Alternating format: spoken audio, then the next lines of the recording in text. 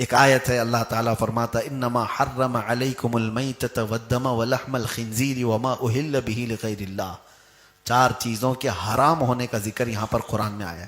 اللہ فرماتا ہے بے شک اللہ تعالیٰ نے تم پر حرام کیا ہے مردہ کھانا. مردہ کھانا اللہ حرام فرمائے. مردہ کوئی بھی جانور، وہ چاہے حلال جانوروں میں مرغی ہو، مرغا ہو، بیل، بکری، یہ سب جو بھی اگر مر گئے تو ان کا کھانا حرام ہے.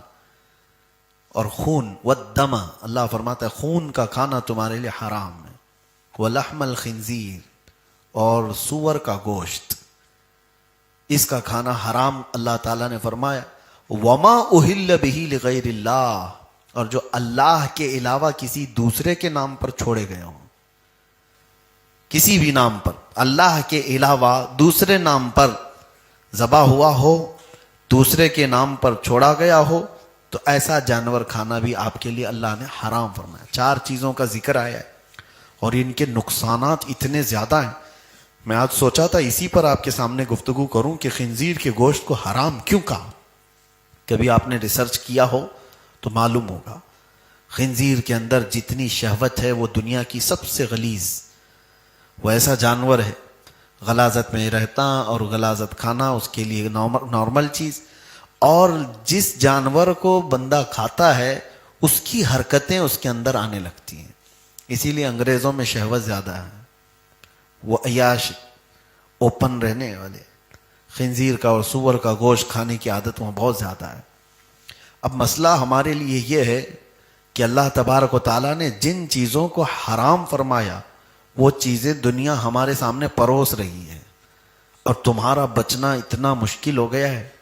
میں سوچتا ہوں کبھی کبھار لوگ آج ہلکے میں لیتے ہیں کھانے پینے کی چیزوں کو، جو بھی باہر دکھا اس کو آرڈر کر لیا اور کھا لیا. چکن یہ جہاں سے آ رہا ہے کہاں سے آ رہا ہے تمہیں کچھ پتا؟ مری ہوئی مرغیاں کتنی بیچی جاتی ہیں یہ تو سب کو پتا بھی ہے. مری ہوئی مرغیاں خریدنے والے لوگ موجود ہیں، بیچنے والے لوگ موجود ہیں جنہوں نے ہمیں خود بتایا ہے. اور یہ راستے پر بکنے والی بہت ساری چیزیں ہیں. لوگوں کو ایسا لگتا ہے چکن فرائیڈ رائس، چکن شاورما، بس یہ زبان کی لذت ہے جو اس کو حرام کاریوں پر ابھارتی. اور جب حرام لقمے اس زبان سے اندر جاتے ہیں تو یہاں تک فرمایا گیا کہ انسان کے اندر بے حیائی اور برائیاں بڑھ جاتی ہیں، اور یہاں تک کہ قریب ہوتا ہے کہ وہ کفر اور اسلام کے بیچ میں آ جاتا ہے. وہ ہر گناہ کو، ہر برائی کو ہلکے میں لینے لگ جاتا ہے. کیوں؟ حرام روزی اس کے اندر جا رہی ہے. خاص طور پر اس کا یہ 4 چیزیں. اور قرآن میں اللہ نے فرمایا خون کا کھانا حرام ہے. کبھی کبھار یہ دیکھا گیا ہے کہ لوگ جو ہے دیہاتوں میں تو خون قصاب لوگ جمع کرتے ہیں ایک کھٹوری میں اور وہ کلیجی کی طرح بن جاتا ہے اور اس کو بھی بیچتے ہیں اور اس کو بھی کھاتے ہیں، اس کو بھی بناتے ہیں. معاذ اللہ رب العالمین، یہ سخت حرام ہے.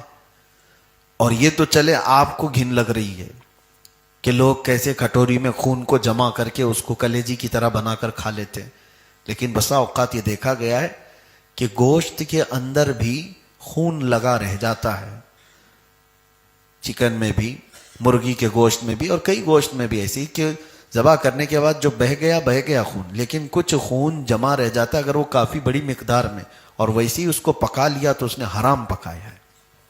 عورتوں کو بھی چاہیے کہ خوب اچھی طرح سے گوشت کو دھلا جائے کہ وہ بچے ہوئے خون کے اثرات بھی اس کے اندر نہ موجود ہو. 2 چیزیں ہو گئی، خون کا اور مردار کا. اور خنزیر کا گوشت، اس کو آج اتنا عام کر دیا گیا ہے یورپ میں، ویسٹرن کنٹریز میں اس کو عیب بھی نہیں سمجھا جاتا، پورک، اور اس کو الگ الگ کوڈ کے ذریعے سے دنیا بھر میں پھیلایا جاتا ہے. اب اس کی چربی کا الگ استعمال ہے، اس کی ہڈیوں کا الگ استعمال ہے، اس کی جلد کا، اس کی اسکن کا الگ استعمال ہے. تو خنزیر کا استعمال، اس کی فارمنگ دنیا میں سب سے زیادہ کی جاتی ہے. چکن کی فارمنگ تو بہت بعد میں کی جانے لگی، لیکن خنزیر کی، سور کی فارمنگ بہت پہلے سے ہو رہی ہے، اور اس کو بہت بڑے پیمانے پر اس کی فارمنگ ہوتی ہے اور اس کو پروسا جاتا ہے. حضرت سیدنا عبد القاہر بغدادی رضی اللہ تعالیٰ عنہ، آج سے تقریباً 700 سال پہلے کے بزرگ ہیں، ان کی کتاب ہے. انہوں نے بہت سارے آگے کی باتیں جس کو آپ سمجھتے ہیں بھوشمانی کہتے ہیں. کچھ علماء نے اپنے علم کے ذریعے سے، کشف کے ذریعے سے پریڈکشن کیے ہوئے ہیں. اس میں سے حضرت عبد القاہر بغدادی کی بات میں پڑھ رہا تھا. انہوں نے کہا کہ ہند کے مسلمان ایک وقت آئے گا جب وہ خنزیر کھایا کریں گے. حیرت ہوتی ہے. اور میں یہ ٹاپک پر آج سے تقریباً 8 سال پہلے بیان کر چکا ہوں، اور اس پر بھی چکن پولیٹری والوں نے ہم کو نوٹس بھی بھیجا ہوا ہے کہ آپ نے چکن کو لے کر کے اتنا بولا ہے تو ہمارے بزنس پر اس کو فرق پڑتا ہے. تمہارا حرام بزنس گیا بھاڑ میں. یہ جو مسلمانوں کو جس چیز سے تم پروس کر کے اس کے خلاف بولنے پر تم کہتے ہو کہ ہمارا بزنس نقصان میں آئے گا، فلاں ہوگا، ایسی تو چیزوں کو ہم زندگی بھر بیان کرتے رہیں گے. ہم ہی اس چیز کے لیے کہ مسلمان کو حرام کھانے سے بچائیں. کئی ایسے علاقے ہم نے سنے پیزا اور برگر کے، وہاں پر خنزیر کا گوشت اس میں عام طور پر پروسا جاتا ہے. ہونا کیا چاہیے؟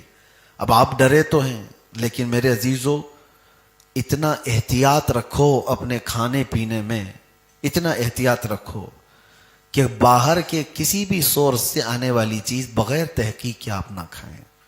جب تک آپ کو اس کے حلال ہونے کا یقین نہ ہو تب تک آپ نان ویج کو نہ ہاتھ لگائیں. آج کے دور کی آپ کے لیے سب سے بڑی ضرورت ہے. ایک بار کسی کے پیٹ میں حرام لقمہ جاتا ہے تو اس کی نسلوں پہ بھی اثر کرتا ہے. گھر تو گھر، اس کی نسلوں پہ بھی اثر کرتا ہے. بے ادب بچے، بدتمیز بچے پیدا ہوتے ہیں. رزق حرام ہوتا ہے. تو اس چیز کا لحاظ رکھیں. کھانے پینے میں ہمارے حلق سے اترنے والی چیز، گوشت کھانا واجب اور فرض نہیں ہے. فرض نہیں ہے. ہاں بغیر اس کے زندہ بھی رہ سکتا ہے آدمی. تو جہاں ایسی نوبت ہے، کسی ایسی جگہ پر آپ گئے ہوئے ہو جہاں آپ کو لگتا نہیں ہے کہ یہاں حلال طریقے سے ذبح ہوا ہو، تو آپ کو ضروری نہیں ہے کہ فرض اور واجب ہے کہ گوشت کھا ہی کے رہوں گا. لوگ اتاولے ہو جاتے ہیں کہ یہاں یہ نان ویج نہیں مل رہا ہے تو کیسے چلے گا. کیوں نہیں چلے گا؟ کیسے نہیں چلے گا؟ کچھ لوگ بیڑی سگریٹ والے جو بولتے ہیں کہ نہیں 1 گھنٹے بھی نہیں رہ پاتے ہیں، میں ان سے پوچھتا ہوں پھر سحری سے افطاری تک کیسے رہتے ہیں؟ بغیر اس کے رہتے ہیں. نظام تم نے دماغ میں بنایا ہے. اللہ نے جسم کو ایسا بنایا ہے کہ تم چاہو تو اس کو اپنے ہاتھ میں رکھو. تم جس طرح سے اس کو ٹریننگ دیتے ہو یہ جسم ویسا ہی قبول کرتا ہے. تو کھانے پینے میں احتیاط یہ بہت ضروری ہے.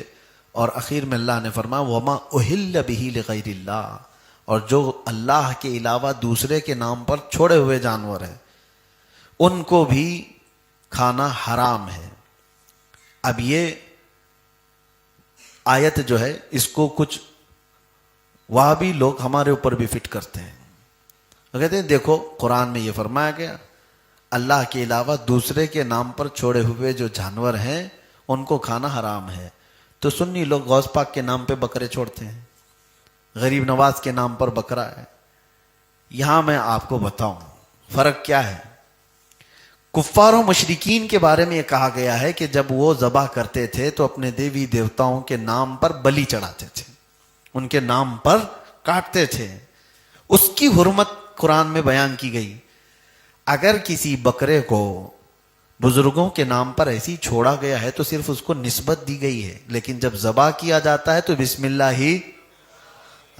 کبھی غوث پاک کا نام لے کر ذبح نہیں کریں گے. غریب نواز، ارے ہم تو حضور صلی اللہ علیہ وسلم کا نام لے کر کے بھی ذبح نہیں کر سکتے، کسی کا نہیں. ذبح کرنے کے لیے صرف اور صرف اللہ کا نام. تو آیت میں اللہ نے یہ بیان فرمایا ہے جو اللہ کے علاوہ دوسرے کسی کے نام پر ذبح کیے ہوئے ہوں، حلال کیے گئے ہوں، حلال مطلب ذبح کیے گئے ہوں، ان جانوروں کا کھانا حرام ہے. اور بیچارے کچھ لوگوں نے ہمارے اوپر فٹ کیا ہے. غوث پاک کے نام پر یہ لوگ چھوڑے ہوئے ہیں، غریب نواز کے نام پر چھوڑے ہوئے ہیں. ان کو پتہ نہیں ہے یہ خود بھی جو ہے اگر اس طرح سے دیکھا جائے تو بکرے تو بہت سارے لوگوں کے نام پہ چھوڑے ہوئے ہیں. اب مثال کے طور پر کسی نے خرید کر آپ بکرا خرید کر کے لائے تو یہ تو نہیں کہیں گے نا کہ ڈاکٹر کا بکرا ہے. یہ تو کہیں گے یہ تو احمد کا بکرا ہے، زید کا بکرا ہے، خالد کا بکرا ہے. نام تو دیا نا, جس کا بکرا ہے اس کا نام دیا. تو بیچارے یہ وہابی بولیں گے کہ یہ احمد کا بکرا حرام ہو گیا, خالد کا بکرا حرام ہو گیا کیونکہ اس کے نام پر آ گیا. تو دیونار کے سارے بکروں کو کہو اللہ کے بکرے ہیں, یہ نہیں کہیں گے. اور دوسرے یہ تو نام کے بکرے ہو گئے, اور کچھ تو ہوتے ہیں راجستھانی بکرا, پنجابی بکرا, یو پی کا بکرا, تو پھر علاقے کا بھی نام دے دیے تو بھی بکرا حرام ہو جائے. اس کا مطلب سمجھو کہ بکرے کو یا کسی بھی جانور کو کسی غیر کے نام پر ذبح کیا گیا تب وہ حرام ہے.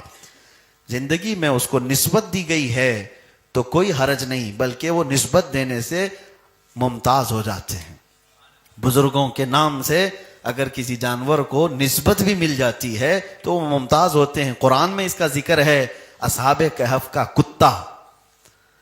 ہاں, اصحاب کہف کا کتا, جو اصحاب کہف کے ساتھ کتا چلتا رہا, ان کے ساتھ غار میں جا کر سویا بھی. حدیث میں ملتا ہے کہ جانوروں کو قیامت کے دن معدوم کر دیا جائے گا, ختم کر دیا جائے گا, لیکن اصحاب کہف کا کتا ان کے ساتھ جنت میں بھی جائے گا. ارے کتا, وہ 7 لوگ یا 8 لوگ جتنے تھے اصحاب کہف, ان کی صحبت اختیار کیا اللہ والوں کی, کتا ہو کر کے جنت میں گیا. اور پھر آپ سوچئے انسان ہو کر اگر اولیاء کی صحبت اختیار کرے تو کیا اس کو اس نسبت کی برکت نہیں ملے گی؟ ہاں, اسی لیے امام اہل سنت فاضل بریلوی رحمۃ اللہ تعالی علیہ کا یہ شعر سمجھو. آپ نے غوث پاک کی طرف نسبت کرتے ہوئے کیا کہا تھا؟ کیا دبے جس پہ حمایت کا ہو پنجہ تیرا.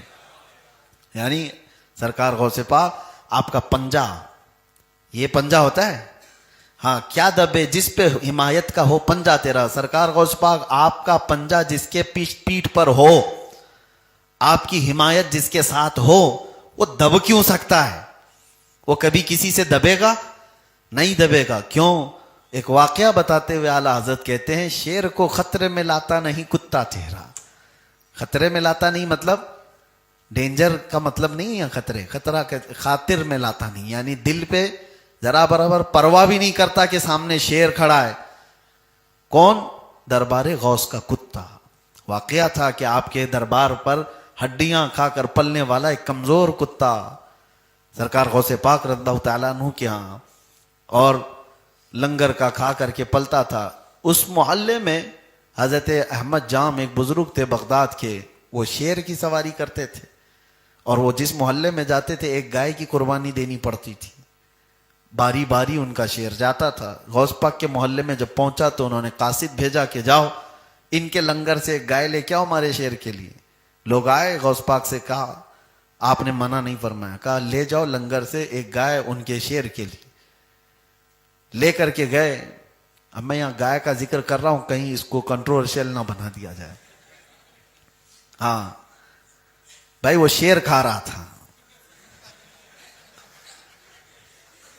تو شیر کے لیے وہاں بھیجا جا رہا تھا, ہمارے لیے نہیں ہے.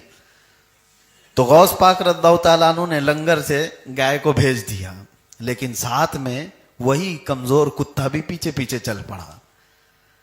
وہ چلا, اور اس کے بعد جیسے ہی بھوکا شیر گائے پر جھپٹ رہا تھا, دم زدن میں دنیا نے دیکھا کہ یہ لاغر کمزور کتا چھلانگ لگا کر اس شیر پر حملہ آور ہوا اور دم زدن میں 2 ٹکڑے کر کے رکھ دیا. کبھی ہوتا ہے ایسے؟ شیر کو یہ کتا پھاڑ کر کے رکھ دیا. احمد جام جو بزرگ سواری کرتے تھے وہ کھڑے ہو گئے, دیکھنے لگے کہ ایک لاغر اور کمزور کتا میرے شیر کو شکار کر گیا. پھر پوچھا یہ کہاں کا ہے؟ لوگوں نے بتایا دربار غوث کی ہڈیوں پر پلتا ہے. اب یہی بات ہے, یہ نسبت کی بات ہے. تم یہ مت دیکھو کہ یہ کمزور ہے, لاغر ہے, یہ دیکھو کہ نسبت کہاں سے رکھتا ہے. ہم بھی اسی لیے فخر سے کہتے ہیں یا سرکار غوث پاک کی بارگاہ میں تجھ سے در, در سے سگ, اور سگ سے ہے مجھ کو نسبت. میری گردن میں بھی ہے دور کا ڈورا تیرا, اس نشانی کے جو سگ ہیں نہیں مارے جاتے, حشر تک میرے گلے میں رہے پٹا تیرا. اللہ تبارک و تعالیٰ یہ نسبتیں سلامت رکھے. تو آیت میں جو بتا رہا تھا اس میں 4 کا ذکر تھا کہ مردہ کھانا, خون کا کھانا، سور کا گوشت کھانا اور اللہ کے علاوہ کسی دوسرے کے نام پر ذبح کیا ہوا کھانا یہ حرام ہے۔ اس کی حکمتیں بہت زیادہ ہیں، وہ ایک شارٹ ٹائم میں بیان کرنا پاسبل بھی نہیں، ممکن نہیں ہے۔ بہرحال ان چیزوں سے بچیں، رزق کا خاص طور پر اہتمام ہو۔ آج کے دور میں دیکھ نہیں رہے لوگ پیشاب کی پولیتھین بیچنے پر آ گئے ہیں۔ ہاں، گائے کا پیشاب بیچ رہے ہیں کہ نہیں بیچ رہے ہیں، اور وہ بھی بڑے اچھے ایڈورٹائز کے ساتھ، اور یہ گوبر بھی بیچ رہے ہیں، یہ پتہ نہیں یہاں پر ہی ہے، اور لوگ اس کی بھی تعریف میں ایڈورٹائز کرنے والے لوگ کیسے آتے ہیں، معاذ اللہ۔ یہ اس کو دھارمک بنا کر کے جس طرح سے حالات ایسے بدل گئے ہیں تو کل کو ہمارے بچوں کے لیے یہ سب چیزیں کامن نہ بن جائیں، یہ سب چیزیں عام نہ ہو جائیں، اسی لیے ڈراؤ کہ حرام روزی کی طرف تمہارا ہاتھ بھی نہیں جانا چاہیے۔ اللہ تبارک و تعالیٰ کہنے سننے سے زیادہ عمل کی توفیق عطا فرمائے، قرآن عظیم کو صحیح پڑھنے اور اس کو صحیح سمجھنے اور اس کی تفسیر پر عمل کی توفیق عطا فرمائے۔ وآخر دعوانا ان الحمد للہ رب العالمین۔ السلام علیکم۔